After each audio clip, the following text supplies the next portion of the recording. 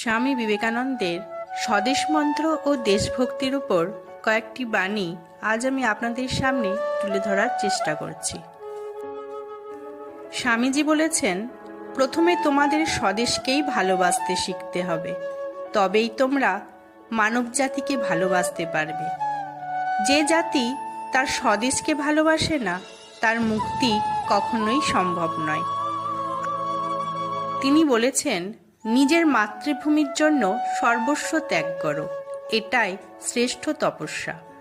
দেশে দারিদ্র্য, অশিক্ষা ও কুসংস্কার দূর করাই হল প্রকৃত দেশ সেবা।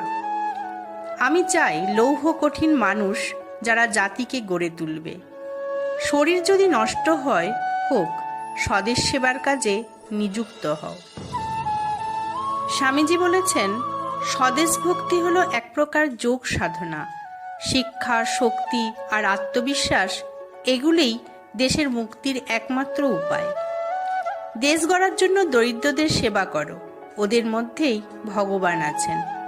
আমাদের দেশ ভিক্ষা চায় না, দেশ চায় শক্তিশালী সন্তান। যুবকগণ, নিজেদের শক্তি সমগ্র জাতির সেবায় দাও। তোমরা কি জানো না, এই মাটি আমাদের মা, একে ভালোবাসতে না পারলে মুক্তি নেই। তিনি বলেছেন, জাতিকে জাগাও, তাহলেই তোমরা বিশ্বকে জাগাতে পারবে। স্বার্থপরতা জাতিকে ধ্বংস করে, আর দেশপ্রেম জাতিকে অমর করে। যে জাতির যুবকেরা নিষ্ক্রিয়, সে জাতির পতন অনিবার্য। দেশপ্রেম মানে আত্মার প্রেম, কারণ দেশ মানেই আত্মার প্রকাশ। তোমরা সাহসী হও, নিজের দেশের জন্য মৃত্যুকেও হাসি মুখে গ্রহণ করো। তিনি বলেছেন, যুবকেরাই জাতির প্রাণ, ওদের হাতেই জাতির ভবিষ্যৎ।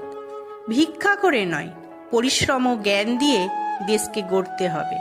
ধর্ম মানে কেবল মন্দিরে পূজা নয়, ক্ষুধার্তের পেটে অন্নদানও ধর্ম। আমার ভিডিওটি আপনাদের কেমন লাগলো অবশ্যই একটি কমেন্ট করে জানাবেন, আর আমার চ্যানেলটিকে সাবস্ক্রাইব করবেন। ধন্যবাদ।